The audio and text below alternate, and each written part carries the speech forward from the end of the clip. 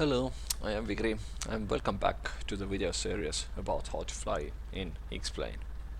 This video is special because we have our first flight lesson, but it is not a regular one, and soon you will find out the reason why. However, first things first, and in order for you to have an experience comparable to this video, I would recommend you to go through the environment and weather dialogue. In this dialogue, please make sure that on the upper edge of the window the leftmost option is activated. Set weather uniformly for the whole world. Next, please make sure that all the cloud layers are set to clear. Next, third, please click on the OK button in order to ensure that we have plenty of visibility. And finally, please make sure that all the wind speed and turbulence sliders are moved all the way to the left. These settings ensure that we have removed all weather effects and established a beautiful, perfect VFR flight weather for our first flight lesson. So we can now close the dialogue. After having set the good VFR weather, it is time to go flying. I assume that you have watched my previous video where I covered the controls setup. In that video I also mentioned that until I haven't covered the takeoff techniques, and I'm not going to cover them in this video either, we are going to use a different way to get airborne, namely the location and select global airport dialog. In this dialog you can choose your favorite airport. I am going to use a Tallinn airport, but make sure that whichever airport you use, there is plenty of flat ground around it, so that there are no hills or mountains obscuring the horizon. After the airport has been selected, you can click a 10 nautical mile approach button of your favorite runway. After a brief loading period, the X-plane will put us into the air, and it is good to first pause the simulator because there are few things to fix first. The X-plane by default sets us into two-dimensional cockpit that we have here right now, but I would prefer to be in a three-dimensional cockpit, and you can switch into 3D cockpit using a Shift 9 key. After switching to 3D cockpit, it is now needed to elevate our viewpoint to more realistic position, also as covered in a previous video. So now we have set the cockpit and the viewpoint right, and it is time to go flying. First I will just unpause the simulator and let the airplane fly. All I do is keep the wings level, and just let's see what is happening. So the first the nose starts to raise and vertical speed together with it, and we almost hit 1000 feet per minute climb until the nose again starts to drop and vertical speed starts to rapidly drop as well, and until we reach just a mild descent, and then the nose of the aircraft starts to raise again, and this kind of oscillation would go on for quite a long time. This is quite far from the stable flight, and in this video I would like to teach you how to stabilize an aircraft in a situation like this. By stable I mean a condition where the airplane maintains its altitude and flies at constant airspeed without any intervention from the pilot, so that you can literally lift your hands off the controls and the airplane would fly on its own. I have done a bit of homework and found out that this airplane, after being set to 10 nautical mile final, is trimmed for 83 knots level flight. So the stable flight is established when you are able to set 3 parameters into exactly right values. First, the airspeed, as mentioned, must be 83 knots sharp. Second, the vertical speed must be 0 to 50 feet per minute, pretty much like it is right now. And finally, the engine power must be set to 2050 RPM. The needle must be between 2000 RPM and 2100 RPM. And there is a certain procedure to establish stable flight or to stabilize an aircraft. And in this video I would like to show you and teach you how to carry out that procedure. I'm going to show you that procedure 3 times. First, I'm going to show you it the normal way, just mentioning the general things you have to do during that procedure. Second, I will show you that same procedure in a highly detailed fashion, walking you through each step in a very detailed way, showing you what to do, where to look, which decisions to make, and so on. And finally, third time, I'm again going to show you the same procedure in a normal way, so that you can ensure that you have picked up everything correctly. So now let's reset us back into the 10 nautical mile final. First, pause the simulator, use the Shift 9 key to switch into 3D cockpit. Looking out the side window, elevate the viewpoint so that only a wingtip is visible. And now we are ready to do the stabilization process first time. So first I'm just going to show you how the airplane is stabilized. Let's unpause the simulator. So first step is to fix the horizon. Just keep the horizon steady. Second, set the power to 2050 RPM using the throttle lever. Just a bit more.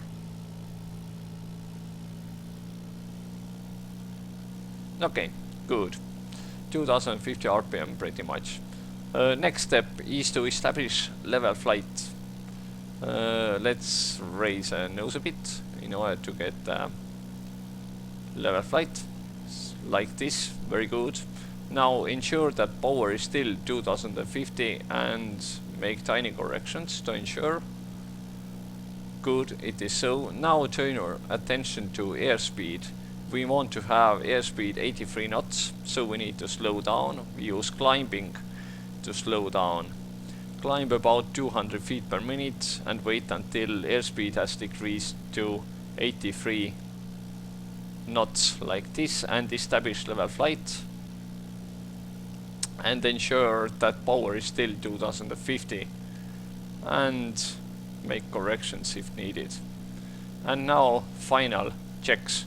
Airspeed is 83 knots, vertical speed is 0, and power is 2050, and I can lift my hands off the controls and the airplane is stable and continues to fly on its own. So that is the stabilization process that you should also be able to carry out. Now let's put the aircraft down to the ground for a brief moment, so that X-plane would forget that I just flew stable. And let us put establish that 10 nautical mile approach again. Loading a bit. And first step, as usual, is to switch into 3D cockpits and elevate our viewpoint a bit. Very good. And so now I'm going to show you that same stabilization process the second time, but in a highly detailed fashion. So the first two steps are probably not difficult. Just fix the horizon, keep it steady, not changing much, and second, set the power to 2050, something like this. Very good. And now it is time to establish level flight, but that is a bit more complicated than it actually sounds. So I'm going to walk you through this process very step by step. Anytime you need to change the vertical speed, you need to go through again certain process. Let's call it the vertical speed change process. And that process consists of 5 steps. First, you need to look at the vertical speed indicator and just look what it shows. You need to make up a decision. If it shows less than your desired target value, then you need to raise the nose. If the vertical speed indicator shows more than your desired target value, then you need to lower your nose. In current situation, we want to establish level flight, so we want to have a vertical speed of 0. But the vertical speed indicator shows approximately 350 feet per minute descent. That means it is less than our target value, and we need to make a decision that we need to raise the nose. This is step 1. Step 2 is to look outside at the horizon. Step 3 is to make the position change of the nose. As we made a decision to raise the nose, then we would need to raise the nose in relation to the horizon. The step 4 is to maintain that new nose position or the position of the horizon for 3 seconds. And after 3 seconds have passed and we maintain that position of the nose and horizon, it is time to look back into the vertical speed indicator and see if it shows the desired value. If not, then you repeat that same process all over again. Make a decision whether lift or lower the nose, then look outside, then carry out that decision whether you lift or lower the nose, then maintain the new position for 3 seconds, and then check the vertical speed indicator if it now shows you desired value. And you do it until you hit your target value of the vertical speed. This is actually a very important process, and it must be done so every time you need to change your vertical speed. So enough theory, let's put this theory into practice, this 5-step process. So let's unpause the simulator. Now look outside. We already made a decision that we need to raise the nose. Look outside. Step 3, raise the nose a bit. Now maintain the new position. And 3 seconds has passed, and look back into the vertical speed indicator, and it pretty much shows us the target value of 0. The next step of the general stabilization process is to make sure that the power is still at 2050 RPM. For us it's just a tiny bit less, so we increase the power a bit, And now it is time to turn our attention to the airspeed indicator. The airspeed indicator again should show 83 knots. Our target airspeed is 83 knots.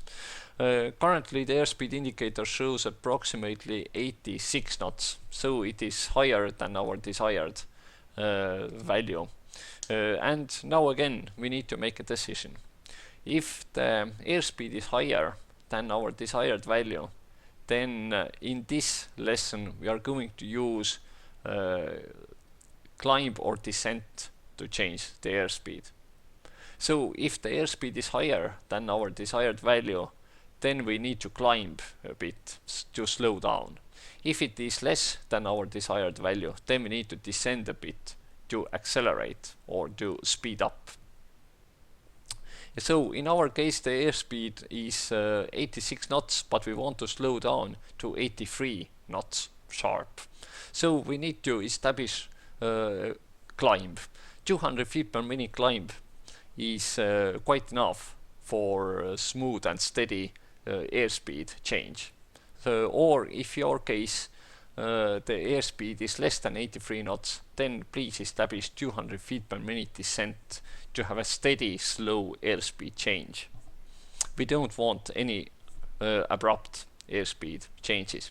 So, and also remember that during the airspeed change, you might need to alter the position of the aircraft nose in order to maintain that 200 feet per minute climb or descent. So let's slow down the aircraft from 86 knots to 83 knots using a climb of 200 feet per minute. So let's put us a bit into climb using that vertical speed change procedure. And okay, we are slowed down a bit too much. And after hitting 83 knots right now, establish level flight.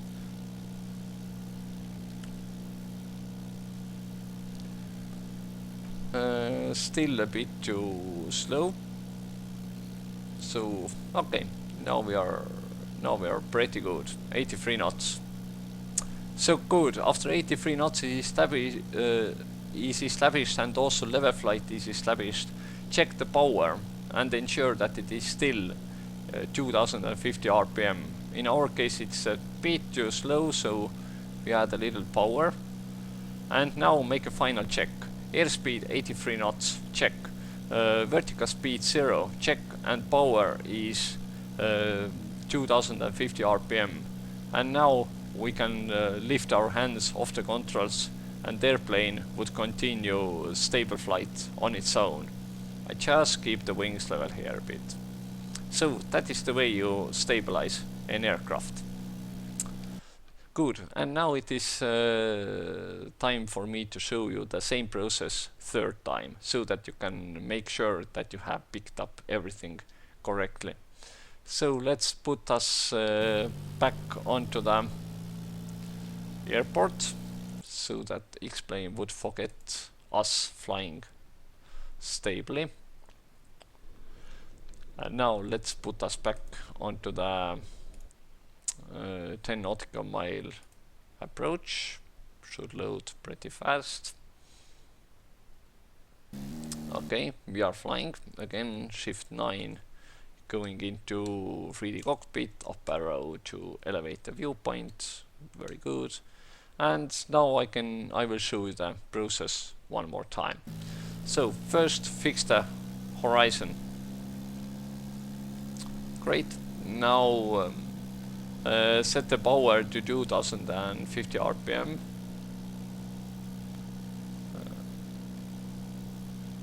Something like this. Very good. Now establish level flight. Raising the nose a bit. Check the power that it is still 2050. It is. Now check airspeed.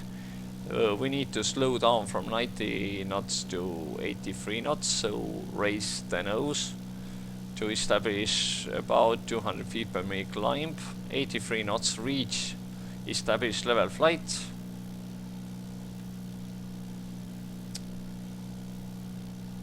Good.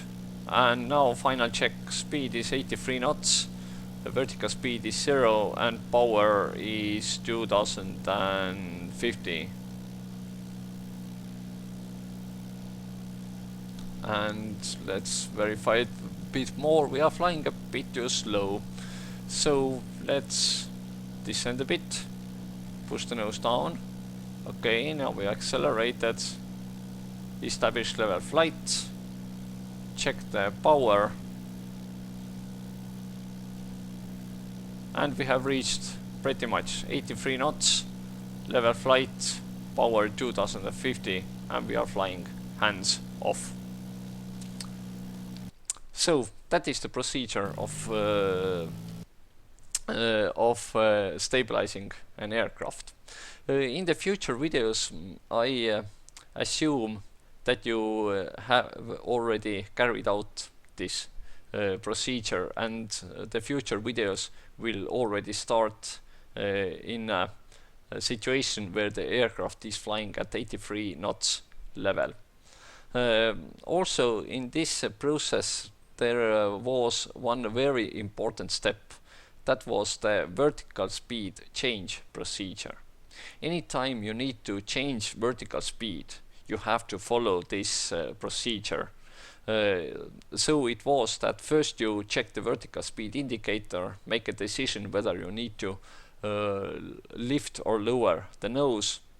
Then you look outside at the horizon and change the position of the nose in relation to the horizon. And then very critical step is that you maintain that new position for 3 seconds before looking back into the vertical speed indicator. Never ever try to chase the vertical speed indicator. You are just messing it up even more. So always use the horizon to change the vertical speed. So that was all I wanted to tell you this video, and thanks for watching, and hope to see you already in a next video where I'm going to give you a little bit ground school about the basic principles of aerodynamics, basic 4 forces, lift, weight, drag and thrust. Also I am going to talk about angle of attack, and also why the airplane has a horizontal stabilizer and elevator.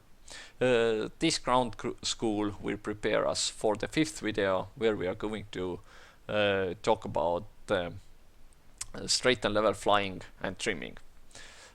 So thanks again for watching, and have a safe flight. Bye.